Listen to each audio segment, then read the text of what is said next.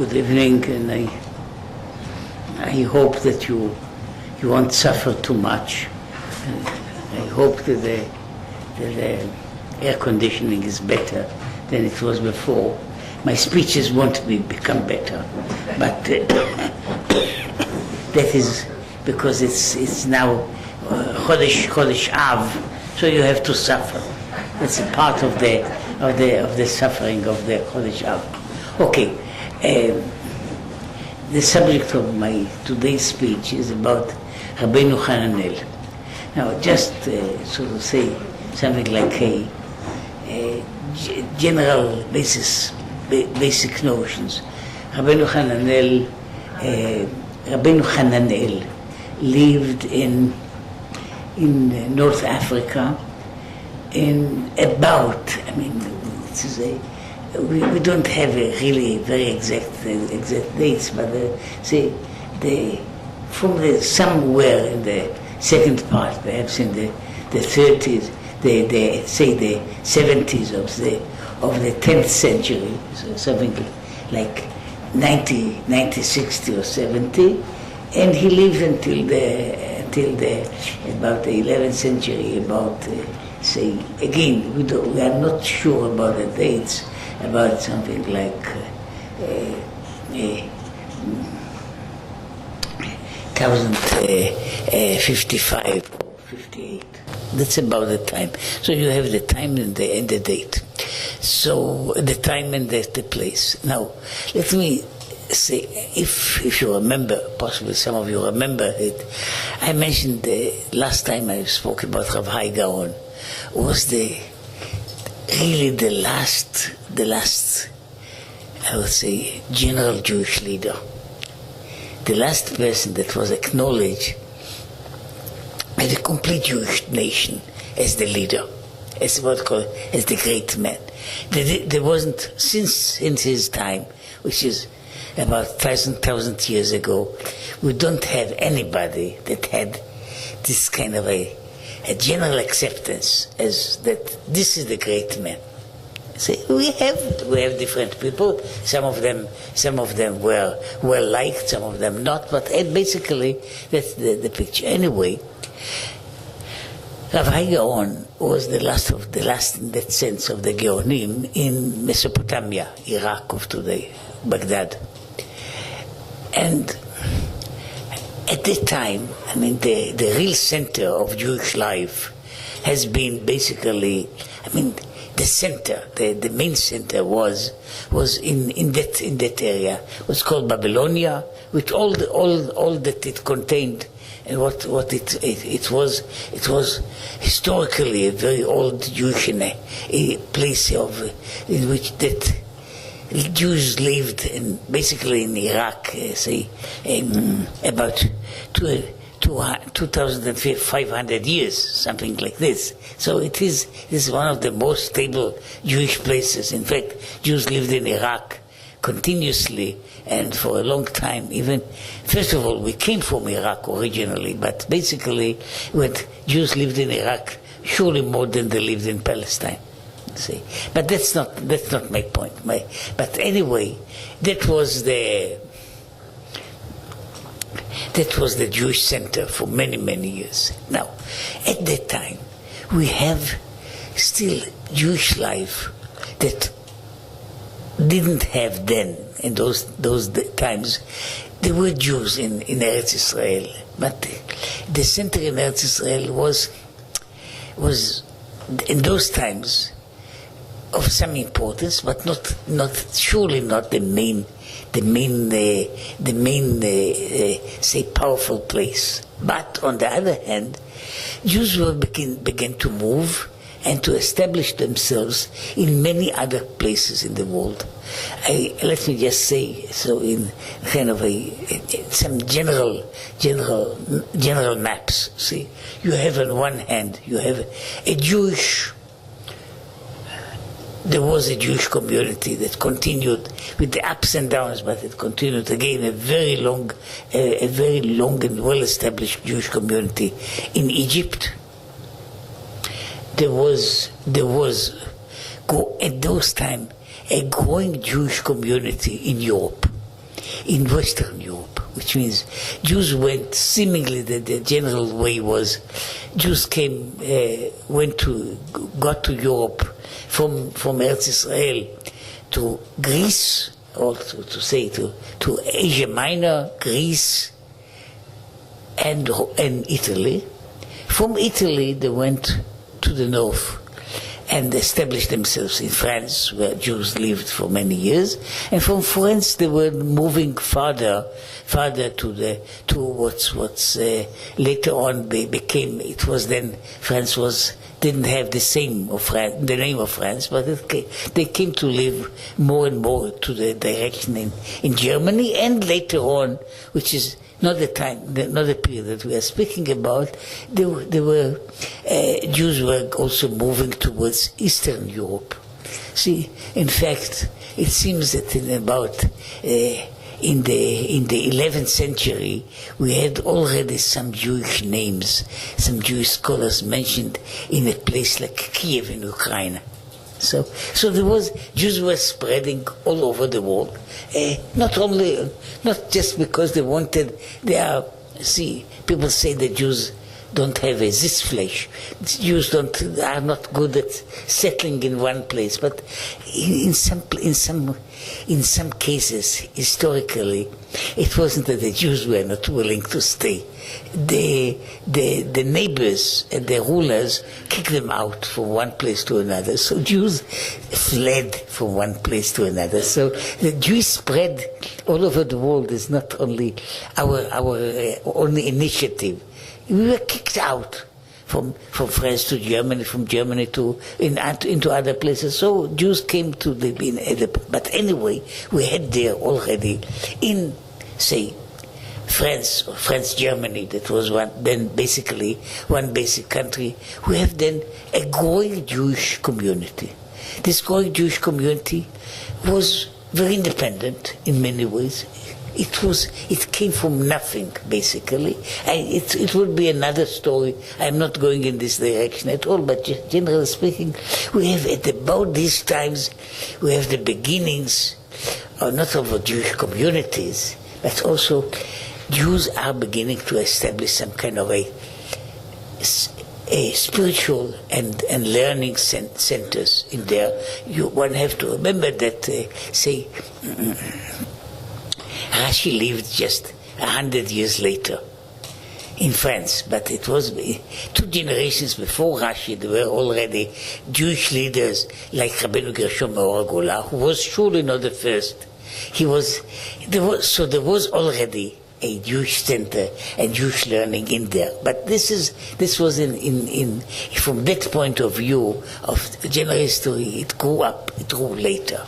Now, but there was also a big Jewish center in North Africa, from which directly and indirectly Jews later on, they moved from there to Spain, but there were Jews in Spain that possibly came via Rome, because again, we don't know how long they are, but I'll perhaps speak about them next time, about the Jews in Spain. But anyway, we're speaking about North Africa. Now, in North Africa, we know that there was a Jewish community even in the times of the Second Temple, which means before the Christian era, there were already strong Jewish communities in North Africa. So there were big communities, powerful communities, and they were, again, a part of the Roman Empire on one hand, and they tried, and there were more than one revolt there against the Romans, which was also connected with the Bar Kokhba revolt. But anyway, there was a big Jewish community. But this Jewish community, it grew, and even when it had to change from the Roman to the other countries, even when the Muslims came and conquered the area, basically the Jewish community remained there, and even began to grow slightly.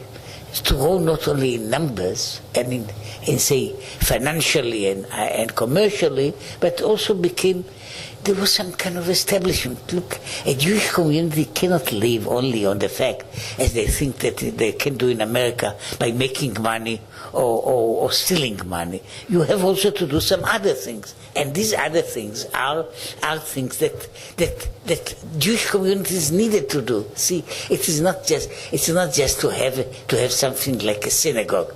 There's a synagogue, and there is some kind of a smaller or bigger center for trying to learn something. From, again, in new communities or widespread communities in the end of the world, you had there mostly, what I would say, you have as a Jew, you had almost compelled to teach the children the alphabet, which was, I'm just mentioning as in passing, but you have to remember that Jews were possibly reading people in the time when most of the people around them were illiterate. See, I suppose that many of the kings, and of course the noblemen in all over Europe, were people that couldn't read and write. They were even ashamed of knowing to read and write. But anyway, Jews had it, so there was a cheder.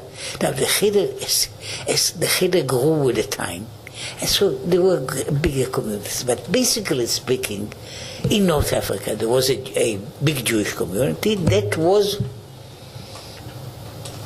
there were people there, they had a connection, and they had an exchange of letters with the big centers of Babylonia, with the Geonim of Babylonia, and they were very helpful financially. They used to send quite generous Jewish communities that were sending money to the big center, to the great yeshivot in Iraq. But it was called I would say a slow kind of a life, as much as we know. I mean, we know very few people, very few names from there. Now, but this was a time in which you have a growing Jewish communities in different parts of the world, and these communities ripen. They can establish some kind of a life for themselves, but there wasn't enough inside them to create a new world in most places. Now here comes the story, which is one of those, you may call it, there are all kinds of contemporary older people that had some doubts about the story. But this is one of the famous stories in Jewish historiography.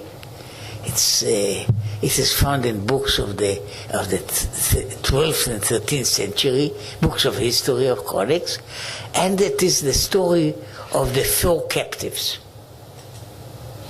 And the story goes as follows. I'm saying people now, because we are perhaps a worse generation, we have all kinds of doubts whether this story is exactly as it was. But this was a very well-known story. It is mentioned and quoted again and again. The story is that the Geonim in Babylonia, in Iraq, sent 4 great scholars abroad, so to other countries, mostly as shluchim, to gather as much as they could to get money, help, support from the people around there. So they sent again. I'm not speaking about people, but there was a time. There is a big book. I don't know if it's translated into English, but it is a big book in Hebrew, which some of you possibly know the language somehow, about Shlichei Eretz Israel.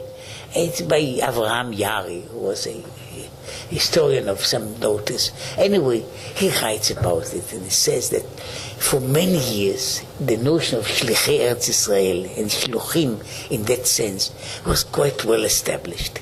But it wasn't exactly as it is now, because they used to send from Eretz Israel or from other countries, they used to send important people, not just a person that was good at raising money, raising funds. They sent great people.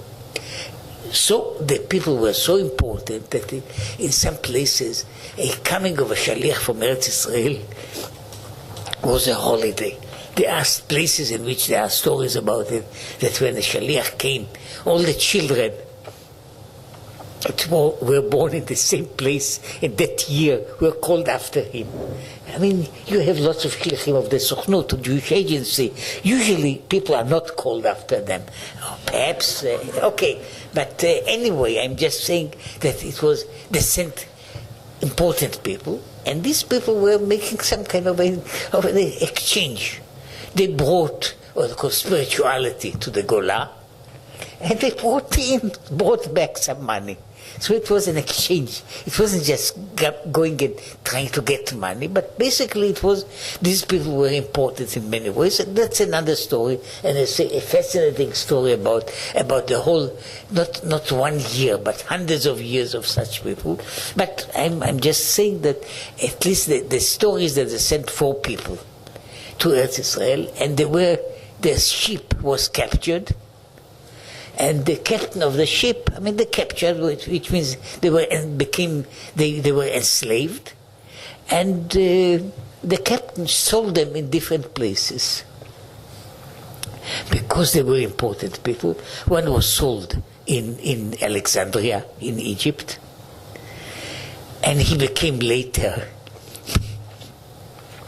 the leader of the Jews of Egypt.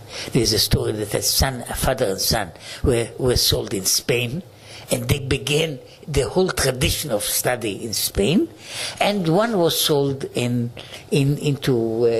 North Africa. Now, whether the story was exactly like this, but anyway, we know that about in the same time there were these important people, and whether they were sent as possibly, we don't know. It could be that the Geonim had more foresight, that they were sending people to create centers. So, because these people, in those 3 places, they are about contemporaries, and each of them created an important center of learning. Now, I'm going to speak now about our hero, so Rabbenu Hananel. His father, Rabbi Hoshiel, son of Elchanan, was one of those, say, the captives or the emissaries, and he came to North Africa, and he came to the town that was then the biggest, most important town, politically, commercially, and otherwise, of the Arabs created in North Africa, which was Kairouan. Kairouan, which is now, I would say, about the middle of Tunisia. See, now Kairouan was then in a way the capital city of all North Africa. See, from basically from Morocco to the other side to Libya. See, so this was the cliff. So Rabbi Hoshiel came to Kairouan, and he established there he created there a center of learning. And to put it so, it was he had all kinds of disciples, some of them direct, some of them indirect. We don't know again enough about it, because see, some of these things are shrouded in the notes that people didn't write running history. And so some of these notes that we know about the past are some parts of letters and historical notes, but not all of them complete. But they say that Rabbeinu Hoshiel, who was an important scholar, established a center in Kairouan. He had among his disciples were at least two great rabbis. One was Rabbeinu Hananel, and he had a friend that was, in many ways, they worked in, I would say, in friendship, but they worked together. Rabbeinu Rabbeinu Nissim, called Rabbeinu Nissim Gaon of North Africa. There is another Rabbeinu Nissim that lived later in Spain, but that's Rabbeinu Nissim from Africa. They say that directly or indirectly, they had the same school was at least, if not it wasn't the same, it's exactly in the same time. Also produced later another great leader, which is the Rabbi Yitzchak Alfasi, that lived more in Morocco, and perhaps it had a big influence, as we can show, in another center in Italy. Even though they are not connected, but they were. It's not so very far removed, and there were always a connection, running connection between North Africa and Italy. Anyway, here we have Rabbenu Hananel, who was, in many ways, you may say, he was the first, because he opened a new era. He opened the era of North Africa as a grand Jewish center. In a certain way, one may say that even though it wasn't always like this, but about in these 100 years, in the life of Rabbeinu Hananel, say something like a life of Rabbeinu Hananel and his friends and some of his followers, that was the most important Jewish center in the world. See, at the time, it was the most important center. There was a time when we may say, possibly, I don't know if one of you or one or two of you are connected with the thing. You see, the notion of, if you know it, the North Africans in Israel, and some of you are possibly know it, called the notion of Morocco Sakin. Possibly you shouldn't know it if you are English speakers. You shouldn't know these things. And also the notion of which I had in the past. It's just, I'll take just 2 minutes for a story that has nothing to do with that. There is the Supreme Court established. It's one of the famous statements of the Supreme Court, where there is Mivchan Buzaglo. Buzaglo is what we call a kind of typical name from North Africa. Buzaglo is the bu is instead that's the North African way of saying son of, so son.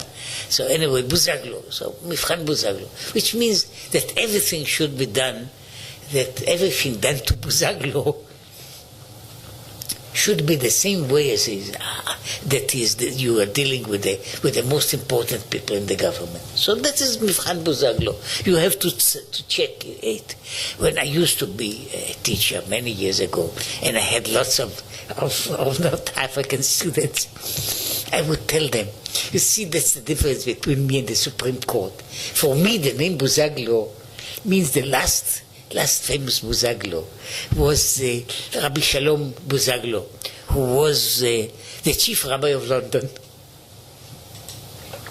and an author of some very important books on Kabbalah in the time. So for me, Buzaglo is a great name. It's not what I call the poor taxi driver that goes in a place, but Buzaglo is a great name. Anyway, I'm saying that for a time, at least in this part of history, North Africa was the center of Judaism. In fact, this was a center that in many ways influenced Spain. So Jewish Spain didn't grow in many ways because of the influence of the North African scholarship. So Rabbeinu Hananel and his friends and other people, that some of them even like Rabbi Yitzchak Alfasi, who was really from Fez in Morocco, but he moved later on to Spain and lived his last years in Spain. So the beginning of the great scholarship in Spain was they were an offshoot of North Africa. And it was true also about, say, you possibly, if you don't know, there was one of our greatest grammarians in the past, Dunash ben Lavrat, that you are possibly not you are not, you know him. Most of you know him, but you don't think about his name. But he's the author of a popular Shabbat song, Dror Yikra. And so Dror Yikra, he has an acrostic which is called, you can see the acrostic, it is Dunash. He was even the name Dunash seemingly is perhaps a Berber North African name. But he was one of the, what they call Ziknei Lashon HaKodesh, one of the authors of the establishing Jewish grammar, Jewish modern at the time poetry and so on. So it came from North Africa because it was then the Jewish center, in a great part due to the work of Rabbeinu Hananel. Now, it is strange that from Rabbenu Hananel, he had a huge influence, but somehow we know really very little about his life. Basically, because you know, a life of a person becomes interesting when he had lots of trouble. When a person doesn't have trouble, it's like history. You see, when they say that there's a Chinese curse, that you should live in interesting times, see, as we are living. So it's much better to live in a time when nothing happens. I mean, even though when you try to write a history of a time when nothing happens, it's not fascinating. See, a few wars, a earthquake, a tsunami, and so on, they liven up the history. So in many ways, when you think about people like this, a great teacher, and a great leader, and a great author. Now, what did he do in his life? He was sitting in his place, didn't have any special calls with anybody. He lived quietly. He taught and he taught more. He wrote a book and he wrote more books. So that is not a fascinating history, even though it's a history of a life and a great creativity of the person. Now, let me just, as I say, it's not only because he's the most, even his father was one of the captives, Rabbi Hoshiel. Rabbenu Hananel was clearly a more important person, a greater person. We don't know enough about him. But one of the main things is he basically wrote the first commentary on the Talmud. So this in itself makes him not only a first, but he opened the gate. His friend Rabbeinu Nissim also wrote something about the Talmud, but Rabbeinu Hananel wrote, in fact, the first, we don't know if it was, how much it contained, because again, that is, he wrote at least about what we know, which is about the half of the Talmud. Did he write about the whole Talmud? We just don't know, because as it happened, and that is one of the problems that we have about Rabbeinu Hananel, is that somehow, because there were other people after him, and people that were his disciples, but people continued the work and wrote other books. And books that were in a way based on his work. So there were thousands of quotations from Rabbeinu Hananel, but until the 19th century, we practically didn't have any kind of a running text of Rabbeinu Hananel. What we have now, and you can see it in the parts of some of the editions of the Gemara, when you have the commentary of Rabbeinu Hananel. These are all manuscripts that were found and were not used for many, many years. So Rabbeinu Hananel wrote, we don't know how much, but he wrote a great deal about the Talmud, and he not only that he wrote a commentary. Nobody wrote a commentary before. Possibly the need for a commentary it's written in Hebrew, basically, written in Hebrew, it's established not only writing a commentary, but it's established the particular, I would call it the particular Sephardi way of dealing with the Talmud it continued for a very long time, and it is very distinct, not in language, but it is distinct from the Ashkenazi format, which is what I call of Rabbeinu Gershon Meor HaGolah, and mostly of Rashi and his disciples. It is a very different way, different basically, even though both of these people, the Rabbenu Hananel in North Africa and Rabbeinu Nissim Gaon and Rabbi Yitzchak Alfasi, all of them wrote basically in Hebrew, but there was a rift, which is, one can speculate about it in many ways. It seems that the Ashkenazi commentators, like Rashi, they were very much teachers that were sitting with the pupils and explained sentences and words. So in a way they were teachers in the sense that they were dealing with the people and teaching them. This is a difficult word. I will explain it to you. This is a sentence that needs to explain. So you have here an explanation of the sentence, and that is basically it was the tradition of the Ashkenazi commentators for many years. Even though it grew, it developed, it established a more elaborate work through the Tosafot, but basically it is built on there is a teacher who teaches you Talmud, and when you are taught, you know Talmud. The Sephardi way, which clearly Rabbeinu Hananel, he simply, as it is, he didn't make it as a rule, but he wrote a commentary, and his commentaries, they are quoted, they are followed by others, and they have a slightly different format, because Rabbeinu Hananel was very much interested in psak, in the halacha. So his writing is not so much about understanding a text, but he's writing about the text. He explains if there are difficult words there, he explains them. If there is a especially difficult sentence, he will explain it. But basically, he's trying to find out. And so, the end of it is such and such a decision.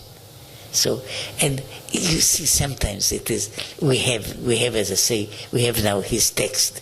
And sometimes it is, for simple people like us, it's infuriating. He writes about some points about a position in Gemara, and he says, and all the rest is simple. See, I don't understand the word of it. I don't understand how the things move from one direction to the other. He says all the rest is simple. I call Ashar Pshuta. Pshuta, okay, so you don't have to go. Now, Rashi usually doesn't do something like this. Rashi won't say, it is Pashutu. Say, Pashut, but he will explain it to you. He doesn't take for granted that you know so much, but he wants you to become what I call a student that knows how to learn the Gemara. Rabbeinu Hananel helps you in a different way. He helps you as to understand. And so, what is the result? What is the result? So in everything, he will always come to resolutions. What is now the strange thing is that other people are after him, and it contains not only what they call the Rabbi Yitzchak Alfasi, who wrote a whole book which is completely a book of law, of halakha, which again, he takes the Talmud and makes I would say, a short edition. He cuts off everything that is not important for halakha, and he keeps only the halakha. So all the things, stories are not important, so they are not in his book. What they call Masau Matan, when there is a discussion that doesn't come to any practical results, he omits it. So because he's interested in giving you what is the maskana. So now the point is that not only in this generation, but in many years later, I mean, when we have it, what's called in the halakhic center, it is called the Rishonim.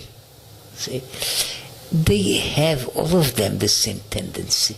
The Sephardi Rishonim have the same tendency. Most of them are telling you that their discussions is mostly not about how the sentences of this particular text go. They will do it when they have to. But basically they are interested, so what is the outcome?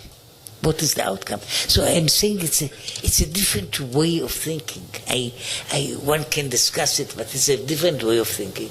And in that way of thinking, say, with all the differences, the earlier great commentators of the Talmud in Spain, they are all of them writing in the same style, basically. Writing in the same style, which is they are interested in what are the halachic results, and it's not the difference if it is the Ramban or the Rashba or the Ritva. All of them, they are writing in the same way. I'm not complaining, because not only they're our teachers, but they write in a very specific way. Just to give you an example, if for some of you possibly are learning, or at least you have all of you a future as being scholars in the future. Even those who are not yet, you have a future before you, so you can see.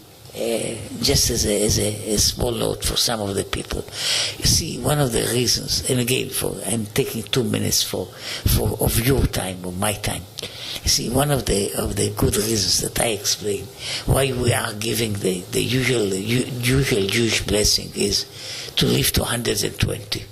It's common all over the Jewish world. Why 120? I mean, I'm meeting people, so I know that it's quite uncommon.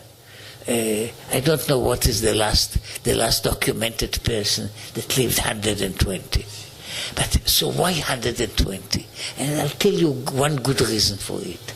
See, if a person thinks that say that average life, even here, is about in the 80s. So if I am 70 odd, so I'm just at the end of my life. I cannot begin anything. Now, if you should always think that you are living to 120. Now, if you are say 65, it means that you have another 55 years of doing something. It's good. It's enough for beginning a new career, isn't it?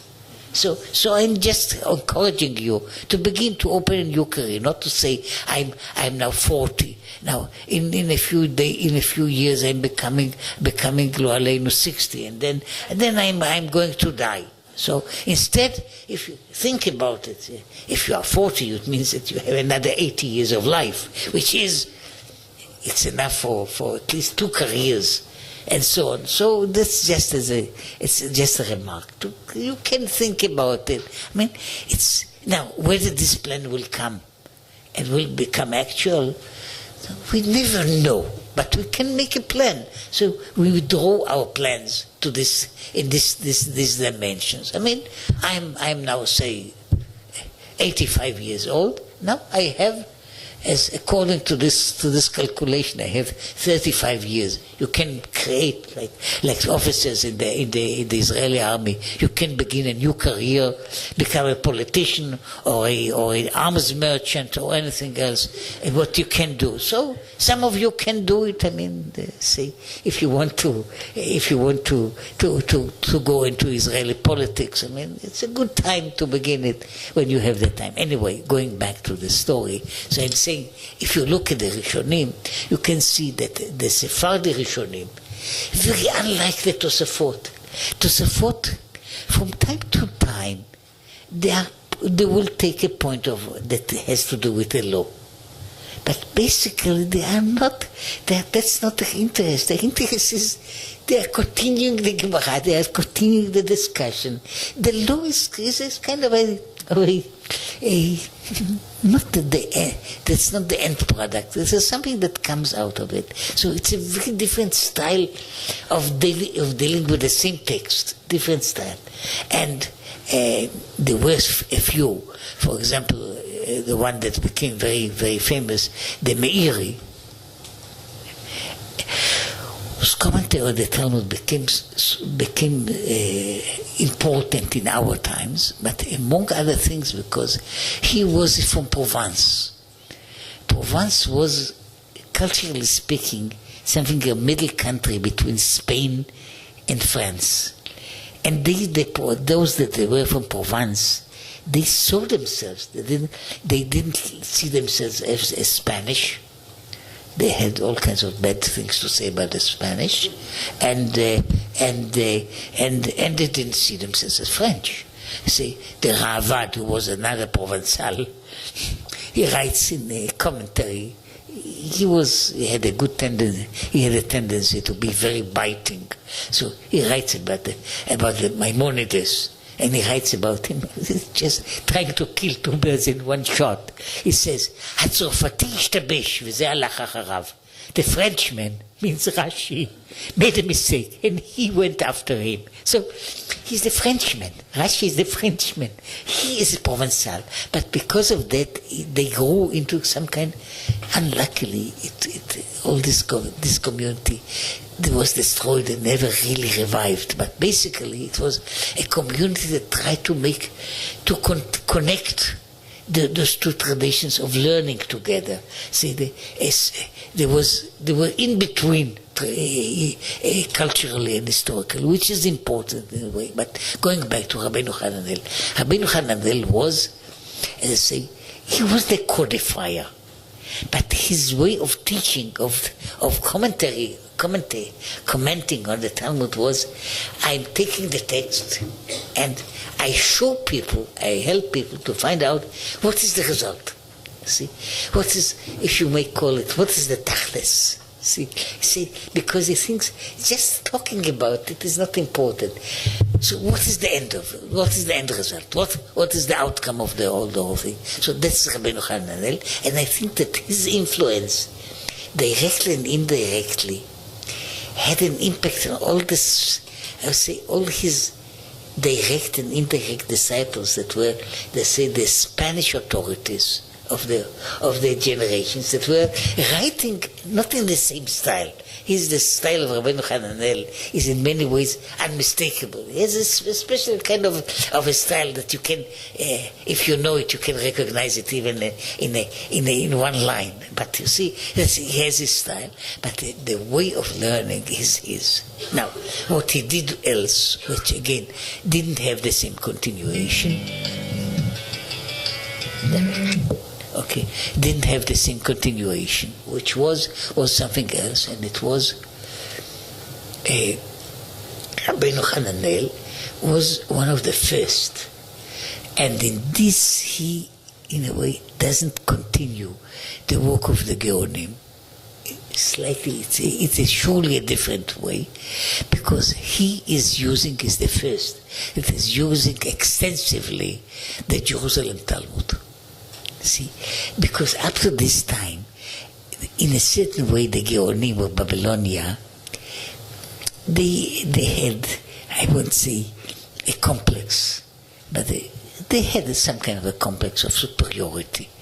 They thought that the Talmud, which we still call our Talmud, the Babylonian Talmud, is the supreme work, and the Palestinian, the Talmud Yerushalmi, is just it's kind of a sketch written just to prepare their work. So they say it. I mean, I'm not putting things in their mouths. They say it very clearly.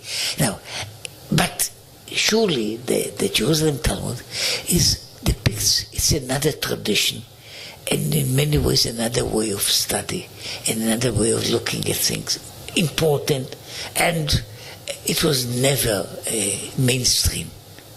But Rabbeinu Hananel was the first, and for many years nobody continued him to try to connect things. So when he found something in the Jerusalem Talmud that is pertinent to the same thing, he would join the two traditions. In that sense, for many, many years nobody did it in the same way, because we don't know if Rashi had before him a text of the Jerusalem Talmud. But if he had, he used it very, very scantily, if he had at all.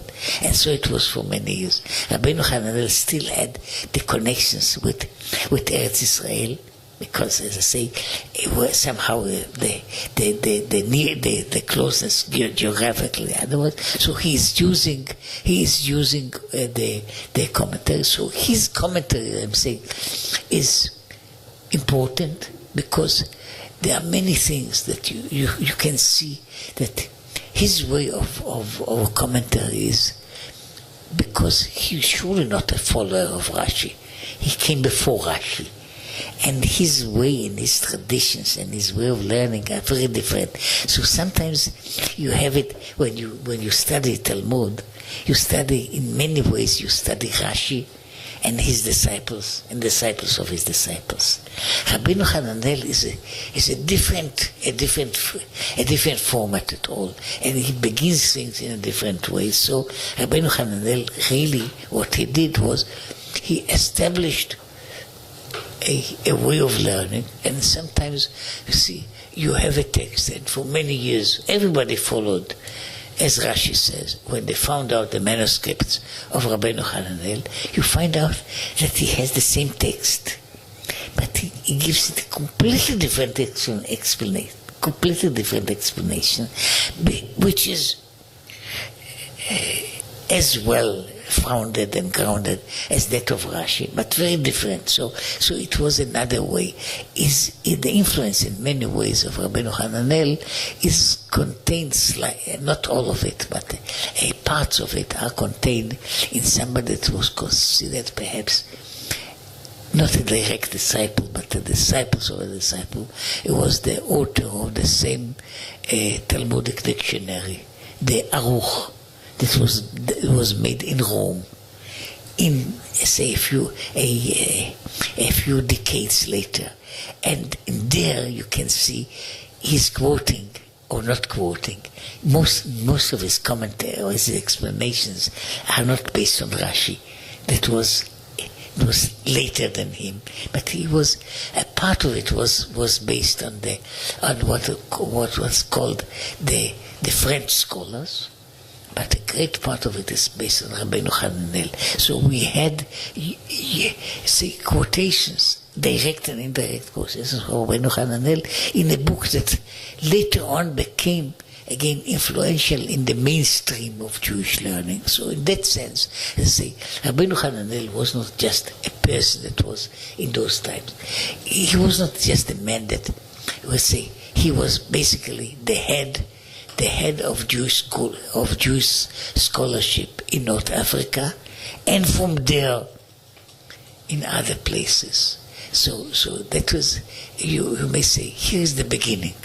But it's not just a beginning, it's a distinctive way that is not just it's not just, sometimes you have the power and the right and the honor of being the first. But something, it's not just being the first, but also that being the person that establishes a root, It's a different from having it say, when you can mention that historically speaking, this fellow created something, whether it was in scholarship or in any, or even in science. Okay, he made a note, but nobody follows him. Sometimes you may say, here you have somebody that not only was the first, but he created a route in which, as I said, hundreds, thousands, perhaps, we don't know how many scholars came later on to go on in the same way. So that was we know about the commentary of Rabbeinu Hananel. Say it is not complete. Not complete. What we had are manuscripts, and not too many of them. Maybe we will find more. Not a great hope, but there is a chance.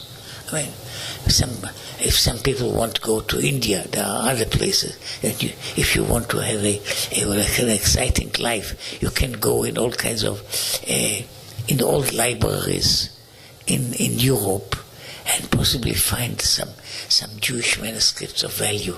See, you won't find in India, but anyway, I'm just saying that there are some things that possibly can or will be found, but basically that is Rabbenu Hananel. Now, we know, but it's not completely sure that Rabbenu Hananel wrote also a book of codification. Again, not that important, but it is a part of our code. Rabbenu Hananel is one of those, we call it, is the first of the rabbinic era. Rabbinic era proper. Rabbeinu Hananel is not a part of the Geonim, even though he had possibly his own direct correspondence with Rabbi Gaon. In the later years of Rabbi Gaon, Rabbeinu Hananel possibly wrote to him. We have they have some remnants of such letters, but basically he begins a new era, which is not the Geonim of Iraq. It's a new era, in so many ways independent. It goes in different ways. It is even though it is halachic, it is still in a different way. And so he wrote a book which is called, hard to find and not that influential. It's called Sefer HaMikzoot, which is codification of several parts of halacha. It could be, it's not completely sure that he is the author. Again, they didn't take care of copyright in those times as much as they do today. So that is one thing. Now, another part of his work, which is just another part of what called a persona, was Rabbenu Hananel also wrote a commentary on the Bible. Again, we don't have it. Somehow, it's sometimes, the only way to explain why we lost so much, or you may call it the wonder that we kept something. Jews were expelled from one place to another, and usually kicked out without not able to take too much. So books and many other things just got lost. We know about the names sometimes of thousands of books that were once, but they were lost in the ways. So the fact that we still have some of them is sometimes a chance, and sometimes it shows that a book was somehow that people kept it. Just remember, if there were times when Jews were allowed to leave a country only with a package with a certain size, which they could have had everything that they had to take there. So if a person put a manuscript of a book, it meant a great deal. Even though it could be very expensive to buy, but still, he needed possibly some cloths and something to eat in the way before the books. Anyway, so there is a commentary of Rabbenu Hananel. You can find it they took it from pieces, from manuscripts, and you have Rabbenu Hananel, which is, it's interesting. it is not in a certain way again. He's following, in that sense, he's following slightly the way of the Geonim. Again, I'm not going to heap praise on Rashi. In Rashi is called by some of his, in the later generations, by some of the Italian rabbis, he's given a name. It's so very apt for Rashi. They call him Hamore. Because Rashi was the supreme teacher. And he was the teacher. So his commentary on the Torah or the other parts of the Bible, he writes them. He's the teacher. There are other commentaries that are not done by a teacher. They are done by scholars, by philosophers, by other people. Some of them are important, but they are not teachers. Rashi was a teacher, so he's coming. But I'm saying Rabbenu Hananel wrote a commentary. It follows, I would say, it follows in many ways the commentary. Some people will say there's a kind of a different edition of the commentary of Rav Saadia Gaon that we spoke about before. So he wrote Rav Saadia Gaon's commentary, remained more of it. So Rabbenu Hananel wrote a commentary in the same line, and his commentaries are, I would say, very much. That has something to do with a person, very much pshat, as much as he could, not completely and entirely rationalistic, and to destroy everything, but he's trying, when he can make a thing less miraculous, he will try to make it less miraculous. I mean, so that is Rabbeinu Hananel, and he also has there his own establishment. He's established his own, I would say, basic philosophy, which is found in this book. Again, we don't have a running long commentary that begins from Bereshit to the end of the Torah, but at least we know it, and it can be found. The Rabbenu Hananel commentary on the Torah, interesting, as I say, and again shows something about the person. As I said, Rabbeinu Hananel's influence is basically as the man that created historically for his place. He was the first person of note that lived in North Africa. There were important people before him, clearly, and there were Jewish leaders in there. For many, as you see, it was when he came to live there were more than 1,000 years of Jewish history in the place, perhaps even more. But still, okay, there are all kinds of places. I mean, possibly some of you grew up in one of those small villages, say in Pennsylvania, that you may say that there were Jews there living there for 4 generations. Who were there? A group of unimportant people that lived there one generation after the other. A great power for them. But it is, you see, who are the great men that lived in this village in Hartford, Connecticut? See, who are they? Well, possibly they were not. So the point about countries was the same thing. So Rabbeinu Hananel, he put North Africa on the map, and it remained on the map as again a very important Jewish center for generations. For many years later, it didn't have the same prominence as it was before, but still it was at the time it was a prominent place, and it was Rabbeinu Hananel who put it, and he created not only his own line, say North Africa, but as I say, his influence really penetrated and influenced what happened in Spain. It was a big community that developed in a different way, in a more, I would say, a more beautiful or grandiose way in Spain. But anyway, that is Rabbeinu Hananel. So let me just finish about something that, as I said, we know very little about him. seemingly he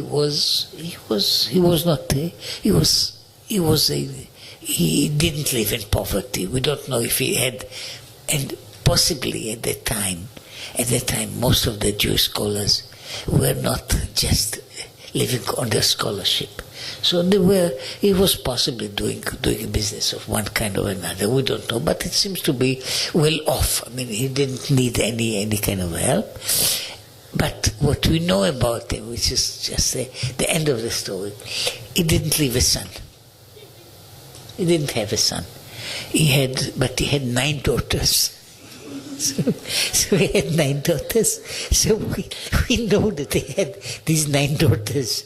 Okay, all of them were married and they had the children. But okay, that's what called the end of the story. The men. But I say there were more noticeable things that they having 9 daughters. You see, with all the curiosity in that. So this is Rabbenu Hananel. Say. And again, what I try to speak about it, an opener of a new way, and we don't know much about the personality, and unless we see it from the work he has done, which seems to be a teacher, a leader, without any kind of fanfare. See, we really don't have. Not even any kind of a big fight with anybody. So it's a kind of a quiet person that created a great important work, and that is what is worth to be remembered for.